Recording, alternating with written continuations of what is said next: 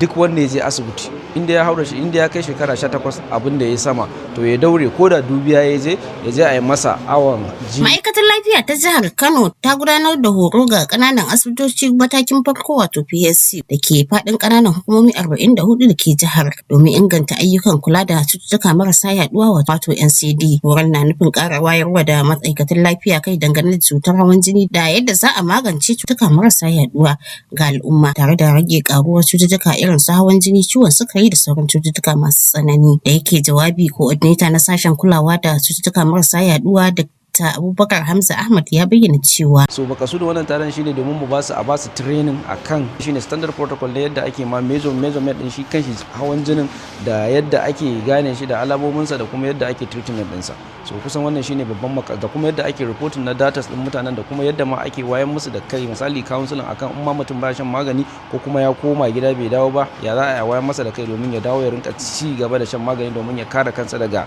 mugayen alamomin ko kuma complication din da wannan babbar cuta ta hawan jini da ciwon suga suke haifarwa. Sako daga al'ummar jihar Kano shine su daure su rinka zuwa asibiti duk wanda ya je asibiti inda ya haura shi inda ya kai shekara 18 abin da ya sama to ya daure ko da dubiya ya je a yi masa awon jini domin a ga bugun jininsa domin a fara tun daga nan ne za a gane cewa ana da hawan jinin ko ba yi da shi ko da ba lafiyan ka kalau saboda cuta ce wadda take zuwa farar daya ba tare da nuna alama ba. Ta ma ƙarshen wannan taron muna sa ran ganin cewa waɗannan ma'aikata da muka kira daga sassa daban-daban na asibitoci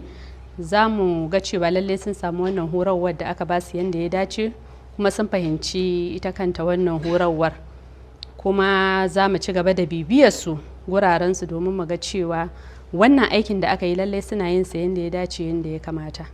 Kuma insha Allahu muna sa rai mafarkin gwamna mai adalci da shugaba kwamishina na lafiya da mu sauran ma'aikatan lafiya mu ga cewa an cimma nasarar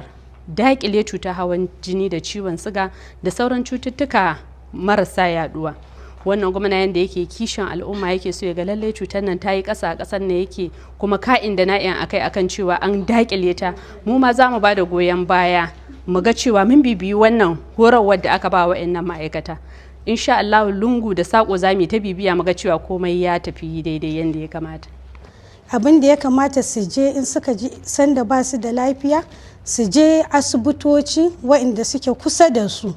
domin a gwada lafiyarsu, saboda wasu ba su san ma suna ɗauke da wannan ciwon ba, amma yayin da aka gwada lafiyar ka aka tabbatar da wannan ciwon za a ɗora ka akan magani. Ba labarin da yake mafi farin ciki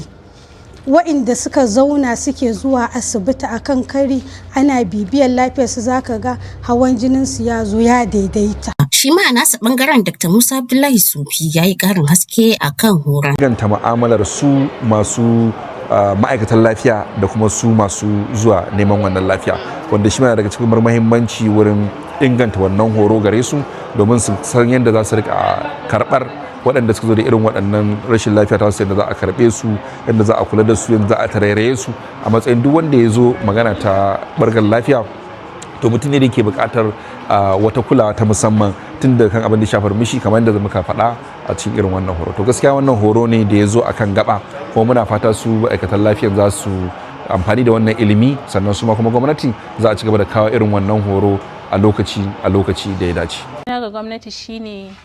da Allah gwamnati a taimaka a releasing NCDs budget din nan yadda za a samu sauƙin yaƙi da wannan cuta ta hawan jini da kuma illar da take yi wa jama'ar jihar. Mahalarta taron ba a bar su a baya ba, sun bayyana yadda horarwar ya amfane su. Ana Idris Ibrahim Munjiba. Alhamdulillah na koyi abuwa da yawa. Na farko dai tirin da muka samu a baya na karatu da aiki da muke da kullum, a zuwa na fahimci cewa na samu canji na fahimtar yadda za ka gano mai hypertension. Suna na Shema Salisu Usman, na zo ne daga Dala Local Government daga asibitin Lunkwi. To alhamdulillah mun zo training ne akan